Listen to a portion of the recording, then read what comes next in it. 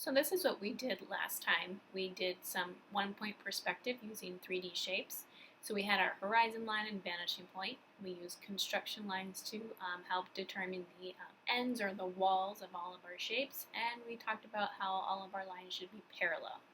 So we're going to continue this kind of same concept today, but we're going to do a letter. So you guys can pick a letter from your name if you want to do that. So I'm going to start with a blank piece of paper, and I'm going to do an S and an A to show you two different ways. So I'm going to put a vanishing point, and again, you can put it anywhere, but I'm going to put it kind of top corner so that I can make my letter kind of big.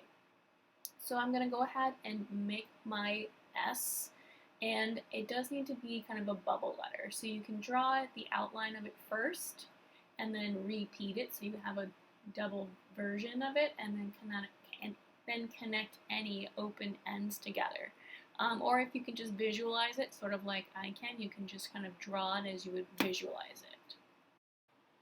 I have my S all cleaned up, and now what I'm going to do is create those construction lines to the vanishing point from the ends of most of my points here. So that when you have these points, it's easiest. We're lining up our ruler to the point and to the vanishing point, or the corner of the letter to the vanishing point. I also have one over here on this side, and a lot of this part of the construction line I'm going to skip over the letter because it wouldn't go through it, it would be behind it.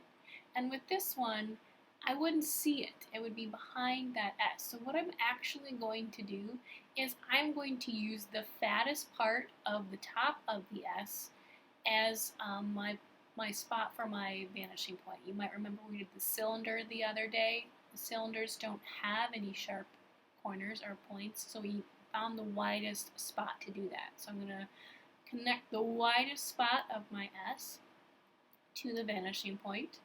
And I'm also going to do that over here on the left part where it kind of curves around and then down.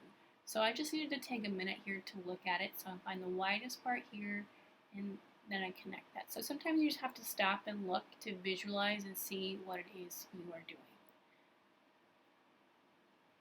Alright, so I have all of mine in now, and what I'm going to start thinking about is how I'm going to terminate the S so that it doesn't go completely to the back, that it does have an ending point. So we talked about parallel lines last time. So your lines that you are drawing to terminate should be parallel to the one that it is mimicking. So the top of the S there is the curved line that's going to go back and then curve as well. Here I'm just going to finish that or darken that line up so we can see it a little bit better. And here, so I have a diagonal line here that I'm going to repeat farther behind it. I'm going to use my ruler to kind of find that angle and just carry it up and then darken these edges. Okay. So it looks almost done, but towards the bottom rounded part of the S, we would see a shadow down in there too. So what I'm going to do is I'm going to make a parallel curve, just like I did for the first part of the S, and bring it in here. So I'm starting at the point of the bottom of the S and then curving it up. So that is kind of the shadow that we would see at the bottom. There wasn't really a way to determine lines for that, but that is correct. So at this point I can erase my vanishing lines and shade this or color this or whatever I want to do to it, maybe give it some pattern or polka dot design. But I'm also going to work on a letter A. So I'm going to start that too. So if you need to see a letter A or a word letter with all those points, you can continue to watch. If you don't think you need to see it, you can stop here. To do that letter A, I'm setting my paper up very similar to how I just did with my S. So my vanishing point is in my top left corner, so I have lots of room to make a nice big bubble letter A. And again, when you're making your bubble letters, you can make it however you feel most comfortable.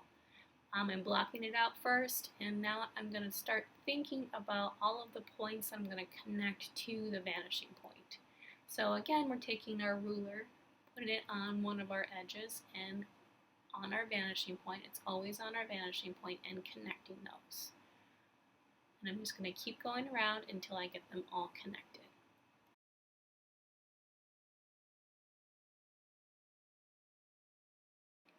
As I do these kind of inside corners, just a reminder that they would go behind the parts of your A so we don't draw them all the way to the back. And then we have one more in here where we would see a little bit of this line, so I'm going to draw that. And again, you're not drawing all the way back to this one because it is behind the front part of our A.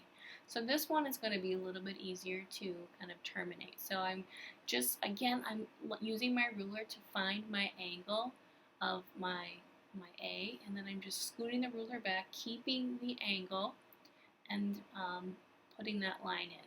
And I'm also just using the ruler to darken up some of my edges so you can see the letter better.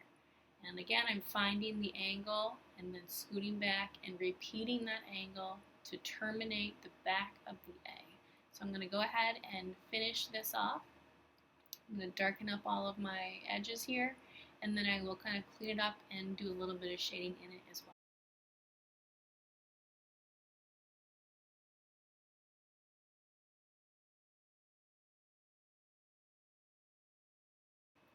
So I'm going to throw a little bit of shading in here to show the shadows, just so you can really get a better idea of the 3D concept of the letters, so that really will help bring it to life. So I'm just lightly kind of scratching in some shade here, some lead to make it a little bit darker, and this is something that you can try if you would like to, or you can go ahead and grab some crayons or markers or colored pencils and color it as well. It's going to be up to you how you design and finish off your 3D letter in 1-point perspective.